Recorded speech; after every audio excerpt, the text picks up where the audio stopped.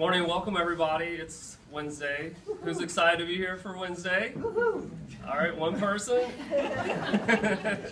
I really like that Geico commercial with the camel, and he like walks around the office and he's like, "Anybody know what day it is? Anybody know what day it is? It's hump day." And then like everyone thinks it's funny, or I think it's funny. So it's Wednesday. I'm super excited to be here and to open up the session today. These sessions are super important for what we're doing. So I'm going to start by asking, has anyone in the room ever built anything in your life? Yeah, I see a few hands. I'm going to go ahead and say that everyone in this room has built something in their life. Okay? You may not be an architect, you may not have built a house, or maybe you built a relationship, maybe you built, like some people in our population have to rebuild their bodies to overcome rehab for something that has caused them to be sick. Maybe you built bridges in the past. So one thing I've been working on that's inspired me since I've been on the island for 2.5 years is to be healthier. And because the outside is so fantastic and with the weather all year round, I'm building endurance. So that's something I do outside of work. And what that means is I'm trying to do an Ironman next year. So this year will be a half Ironman, next year will be an Ironman. So I started off with the little one 2 years ago, to the big one, the medium one. This year will be almost there, next year I'll be there. So that's what I've been working on, so I've been building endurance. So why am I talking about building something? Because we're all here to build something for our patients, and that's the patient's story. So I want you to really focus on that today and throughout this journey that we're on. Is we're not here building just an EHR. EHRs are going to be just something in 2020 that is just expected by our clients. And we're going to be doing so much more than just having an electronic health record. Electronic health record will be like a television, just everybody has one. And even more than just the EHR, they'll have a personal health record. So what we're trying to do, instead of thinking about building an EHR and automating what you do clinically, we're trying to build a patient story. So think about that as we're going through the journey, because these sessions can be very difficult to keep your focus. And anytime you build something, it takes strength and endurance and perseverance, a little sweat to be successful. And you don't always get it right when you build something. Sometimes you have to reinvent yourself and start over. We're not trying to start over every iteration of the EHR, but there are going to be things that we know as we move through the journey of electronic health records and building that patient story, we're going to constantly change. That's the nature of software. That's the nature of the business that we're in. So what we do today may change by the time we roll it out on the island. By the time we roll out on the island in 5 years, it'll probably be even more different. So it's a continual innovation, and that's what we're here doing as a project, is we're trying to continually innovate and change the behavior and the culture of Island Health to accept those changes on a regular basis.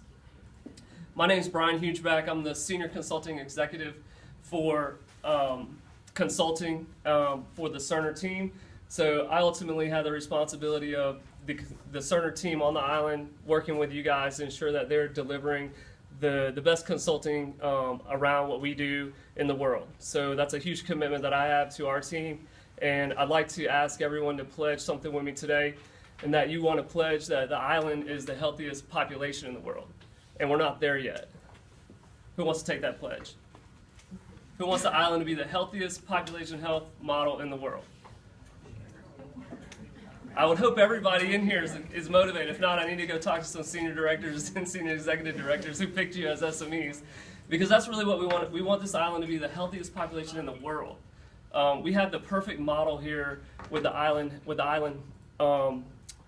health, because you own all the care services, and we're partnering with the physicians and providers that are private, but they do work in the same spaces as the Island Health Authority. So that means we can be on one platform and cover everything with the EHR tool set and really have a way to change population health and outcomes. So that's why we have a good opportunity to be the showcase model for the world, actually, because we're unique.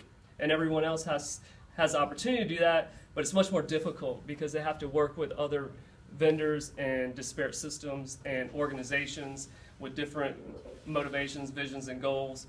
We're here under one united front, and we have the opportunity to make it the healthiest population in the world, I believe. So With that, we are here today to focus on interdisciplinary plans of care, or IPOC, because that's a mouthful, and I think we're talking in the venue of therapies. So one of the, if you haven't been here, who hasn't been in these sessions yet? Okay, so just a couple people. So a couple ground rules for how we're doing this for the newbies, and reminder for the folks that have been continuing to join us regularly. We got these 4 pillars over here on the wall. To get the electronic health record rolled out across the island is a huge challenge. If you think about, we've had the EHR here for 12 years, and it's very focused in silos, and it's basically a glorified results viewer. And it's not the only results viewer on the island. You have other ways to access results. So to take the EHR functionality and automate across a continuum of care, to have that true patient story, it takes a lot of hard work, and it is a journey. And then we are building a patient story. So keeping with the 4 pillars is very important, because what Cerner has done over 30 plus years is take what our clients tell us and take that information and feed it back into our other organizations as lessons learned. So what we're doing is we're standing up a model system that's basically taking collectively from our client base, and in this case, a lot of it is US-centric. So another reason why we have the 4 pillars is that, hey, raise your hand if it's something specific to Island Health that isn't following our legislative or regulatory demands, or that just doesn't fit the way our protocols are for patient safety. Therefore, we need to change the model system and back it up with evidence around that. So you may see U.S. nomenclature, like Federal Drug Administration might be in a patient leaflet. We need to update that. FDA is not going to mean anything to your clients. And then obviously there could potentially be a financial impact, because once you go electronic, people's roles shift and change, and hopefully for the better, because we're making more throughput, or we're working on throughput to be more efficient. And that may mean people need to work in a different way. So you got to think about your programs that you support and how the EHR will play into that impact.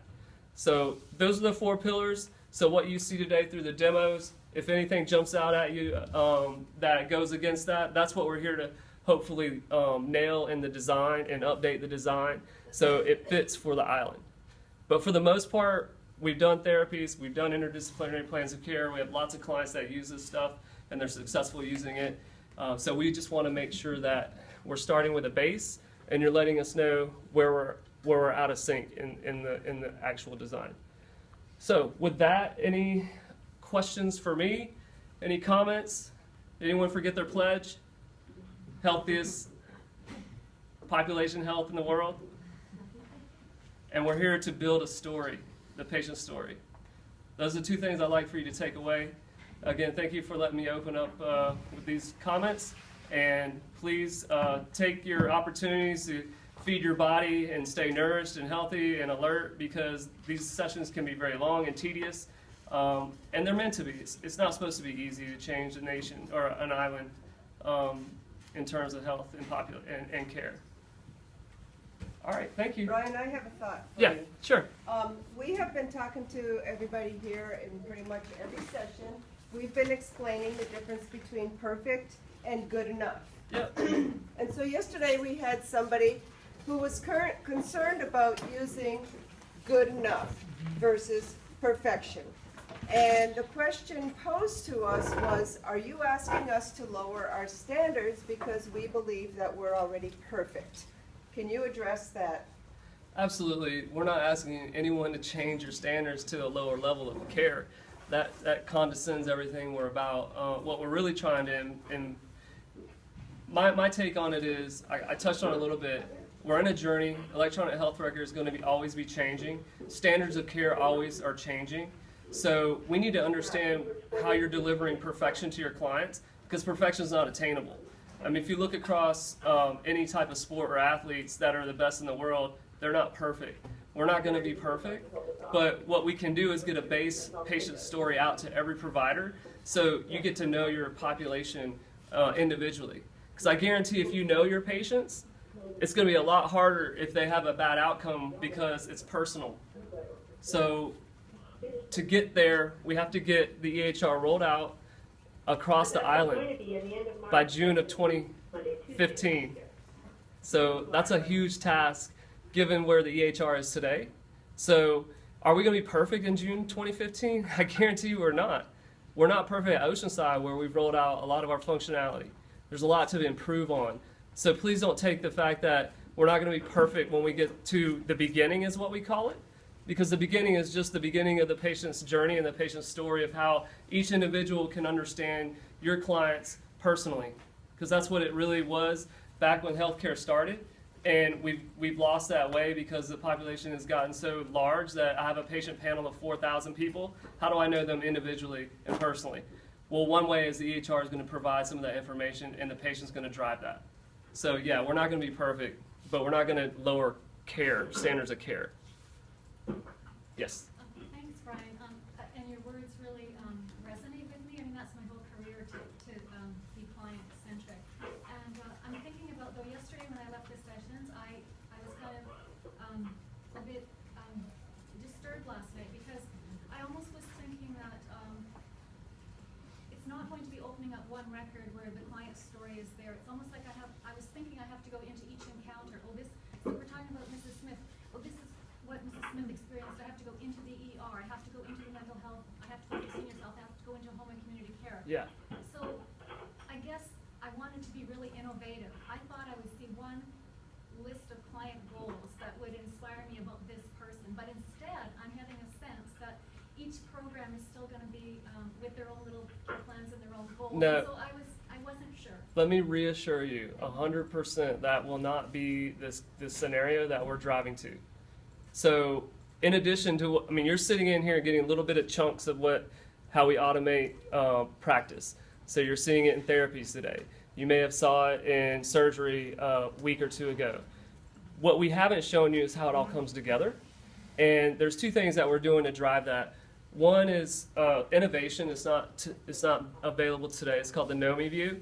This NOMI view is really going to be driven with the patient portal, allowing our clients to let us know what they want us to know about them. So that would be your home page for the EHR to let you know what your goals are as an individual. It'll have things like their information about their family, like who's their caretaker, anything they want us to know. If you think of it in the elderly population, you know, if their goal is to stay at home and walk their dog every week, that should be front and center with their picture, where their house is, a link to Google Maps so the care provider can actually know how to get there if you're doing home health. That's just one example. That's one component of just how we get to know the patient better through the use of the EHR, and the patient also being in control of their health so they let you know how much they want you to know about them. That's kind of the point. And secondly, it's not encounter-based specifics. So there are things that are part of the clinical documentation that cross all encounters.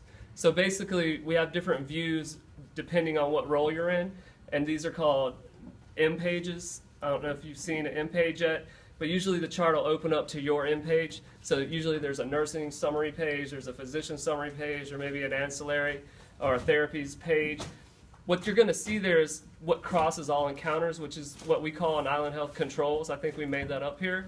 Those are the most important components of the patient story.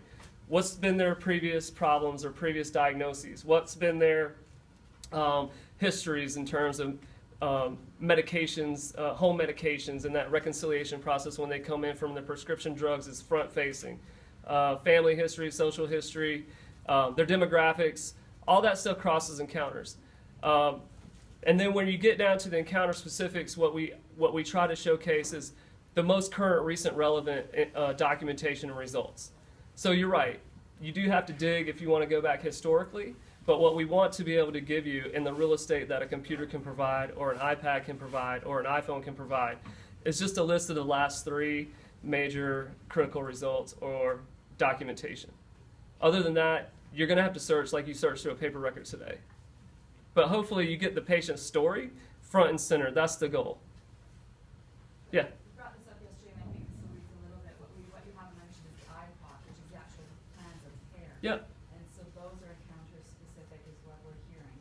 And that is almost the most important thing that we would like to carry and along over encounters. Yep. So I represent the pregnant population. I'd like to see the encounter for the gestation.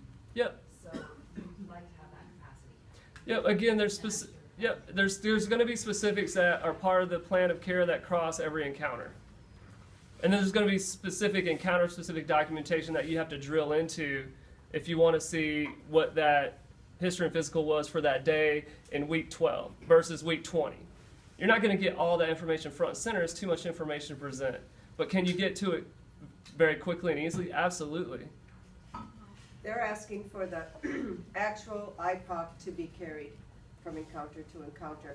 And her example is if you have a high-risk pregnancy, at week 12, they're going to be a high-risk pregnancy at week 40. Yeah. And so they want it to where each time they open that chart on every subsequent visit, that IPOC pre-populates in there that they can see what documentation was done on the IPOC last week, Yep. this week, and next week, and not go away and have to reintroduce that same IPOC each time. Okay, and that's a fair ask. I don't know the details of every component of the EHR, but I know the team here can talk through what is available across encounter. How do you drill into the things that are specific to each encounter? Because just because you're not opening the encounters, I mean, you can't see the results from a previous encounter. Like, it's all available. And you just please focus on how do we get the information in there to be available across the continuum of care. Like, that's our first goal. And then let's take these great insights that you're having about how do we make it better and continue to innovate to get to that point. So my ask is try not to get hung up on something that we don't potentially have up front, and think about what we can use across the care continuum, because we are using the EHR to get the information in there. And we as a team will help you figure out how to get to it as fast as possible, but in time we need to get the feedback how to make it better. So that's where we're not going to be perfect. That's a great example of it's not perfect the way you want it to be today, but it doesn't mean we're not going to continue to be a partner. We have 10 years to work with Island Health. That's what we're committed to do in a partnership, so we're not going anywhere. So I hope that's malleable, or you can understand that and just work with that. Yeah. I guess that sort of links to what Marlene was saying about the feedback, that people are feeling, we already have that right now. And you're saying, hold on, just start here. So that disconnect is tough for me. Well, I would challenge, how do you have that? Because if you have record that, I would assume for the maternity folks, we just open it the next time they come and we know their story. We open and it then the what next if they time. have mental health or they need to go to therapies? How do they get the paper record? Comes to our unit and get a file that stays for the whole gestation. And then what if your maternity needs to look it up in the same day? It's on our unit. So the paper record can be in 2 places at one time? No, the paper record doesn't go to health records for the, Right. So my point is, the documentation will be available for everyone on the island. If they're a part of that patient's care, you don't have that today. I'd be hard challenged for anyone to say that you do. And that's where we're getting in June of 2015 across the island, is wherever that patient has had services and care, it'll all feed back to their primary care provider, and it's available. So if you're the primary care provider and yet you're getting OB care for your maternity services, it'll feed back to your primary care provider so they can see what the care is. And that's all great, wonderful. This is not a recent thing. And I'm using pregnancy as an example, but I think everybody could apply this to their own situation in Yeah. one way or another. The only thing I'm talking about here is the care plan. Yeah, and you're going to have the care plan. Yeah, It's going to be available electronically. yeah, for everyone. Just like, for the whole life of the patient's journey. You have all the information in the EHR for the entire life of the patient. So you're not losing anything. It's just a matter of how do you find it. Some of it's face up. How do you find it in your paper jacket? You don't have one page that shows you everything about the patient. All their lab results, all their other visits, it's not there until you flip through the pages. Your plan of care, your summary plan of care is there, just like it'll be there in the EHR. Like, you're not losing anything. We're using different language, so but let's not carry. Okay, we're not losing any documentation that you do today in automating the patient's care. In fact, we're going to be enhancing it and adding more. Doesn't feel like that though. It's early. You haven't had the full experience. Wait till you get your hands on it. Can we get, like, if maybe if we started off with an overview of a complete chart and then kind of went into the pieces, but we sort of feel like we're off in the woods and it doesn't feel like it's the Okay. same information. It's Sure. just less. Sure. We have scenarios where we've gone through and showed a patient's journey from start to beginning for the executive sponsors. There's no reason why we can't do that Great. for these groups. We just have to figure out the timing, and maybe we do it by video because it will touch more people on the island. But we can't do it for every potential service because then you'd be watching videos all day for weeks and weeks. So we have to be smart about which services we pick. So right now we have 9 patient care streams, and one of those includes maternity. One of those includes a surgical case. One of those is a mental illness case. So those are the ones that we've taken and automated in the EHR, in your actual EHR that you're going to be having, that we can potentially clip and push back out to you. Great. That would probably be Hugely more helpful. Yep. I think one of the big problems that a lot of us are having are we've all worked really, really, really hard to perfect our perfect little paper systems, and they work really well for our individual areas. Yep. So now we have to move to this generic, kind of out-of-the-box electronic system that isn't going to be perfect for every little area, but we do have to learn to work with it. And we're having a hard time letting go of our previously perfected little personal systems. Every client has that problem when you go from paper to electronic. And every client I've ever worked with in 10 years, after about 6 months, can't believe they ever did it before on paper. And I can get you testimonials with every client I've worked with, or any client that Cerner has worked with. So is there a hospital that this IPOC system is working in now? Absolutely, hundreds. In Canada. In Canada? Probably a few. I know we've gone up with CPOE, I think, at 3 clients now in Canada. Canada's just not incentivized to go to the EHR as much as other countries have been. So we're not moving as fast in Canada on the uptake of electronic health records. There's no government incentive. So like the U.S., it's mandated. That's why we don't have a large client base in Canada using an EHR fully. Okay, I have to break. I have other commitments to go to this morning. I hope a little bit was inspiring, and you can focus on what we're really trying to get is the patient story across the care continuum. Make sure that we get it right for Canada and for Island Health. And it is hard. And if you're feeling like it's difficult, you're okay. That's the right feeling to have. One of the words I think you used was the problem I'm having. Let's say the challenge we're having. Because these are all challenges about how we change our behavior, how we change our thinking, how we let go of something that we've worked with near and dear for years, and moving into a new landscape of bigger and better opportunities to change really patients' health and care and outcomes. That's the point of going electronic.